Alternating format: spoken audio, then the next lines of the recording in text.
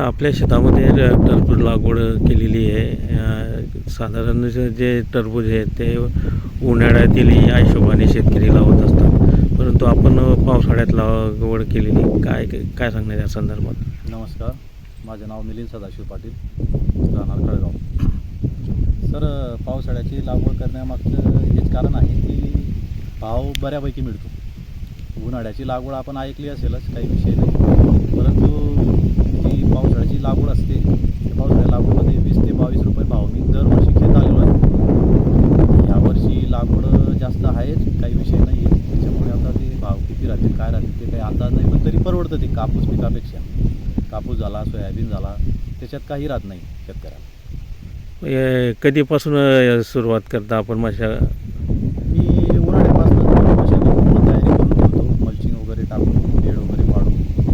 मग पावसाळ्याचं रोप वगैरे सर्वज्ञ नर्सरी म्हणून आहे शिरपूरला, मोठावत रस्त्याला, तर तिथे मी रोप टाकतो. क्वालिटीचं रोप मिळतं तिथे, आणि सगळ्या शेतकऱ्यांनी तिथेच टाकावं अशी माझी विनंती आहे, जेणेकरून आपली फसवणूक होणार नाही दुसऱ्या नर्सरीला कुठे. तिथे क्वालिटीचं रोप मिळतं. तिथून आल्यावर रोप 20-20व्या दिवशी लागवड होऊन जाते आपली. त्यानंतर मग आपली सगळं कल्टिव्हेशन चालू होतं. आता इथं आपण जे पाहिलं तर इथं काही किडे आणि माशीच्या बंदोबस्तासाठी काय? हां, आपण आता बघू शकता, हे ट्रॅप वगैरे याच्यासाठी लावलेले आहेत आपण, फळमाशीसाठी. काही पांढरे माशी, तुडतुडे, मावा यांच्यासाठी ते स्टिकर म्हणून ते लावलेले आहेत आपण. अच्छा. अरे, याला मटेरियल वगैरे फवारणी कशी असते? माझं वॉटर सोल्युबलमध्ये जास्त करून मी घरचंच जास्त यूज करतो.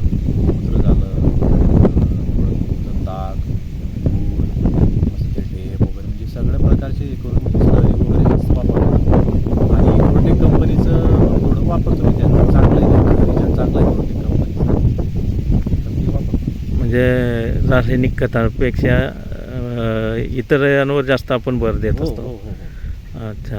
आता हे जी टरबूज लागवड आहे किती आहे? ही आता माझी साधारणपणे 14 बिघ्याची लागवड आहे. 14 बिघा. कधी निघेल हा आता माल? तर ते आता हवामानावरती आता जरा वातावरणावरती. अच्छा. जर यावर्षी पाऊस कमी आहे हो. आणि जर पाऊस अजून कमी राहिला तर त्याच्यावर काय परिणाम? नाही, पावसाळा कमी राहिला तर त्याला परिणाम होत नाही, उलट फायदा होतो. अच्छा. म्हणजे कमी पाण्यामध्ये हो. ठिबकच्या माध्यमातून येऊ शकतं. कमी पावसात उलट चांगलं येतं ते. जेवढं ऊन वारा राहिला तेवढं अति चांगलं असतं त्याच्यासाठी. बरेच शेतकरी कापूस वगैरे इतर लागवड पेरण्यापासून लांब जाताना दिसत आहे. याला कारण काय असू शकतं? याला एकच कारण आहे, कापसाला तुम्ही बघाल आता 4,000 आणि 5,000 रुपये क्विंटल आहे, तो परवडत नाही. तो 12,000 रुपये क्विंटल जरी झाला तरी परवडणार नाही, कारण की मजूर असं होऊन गेलेलं आहे, 200-300 रुपये रोज मागतात, त्याच्यामुळे नाही परवडत. भाव आणि व्यापारी कमी भावात मागत असतो. खूपच व्यापाऱ्यांची तर पूर्ण एकजूट झालेली आहे, शेतकऱ्यांची होऊ शकत नाही, होणार पण नाही. होणार.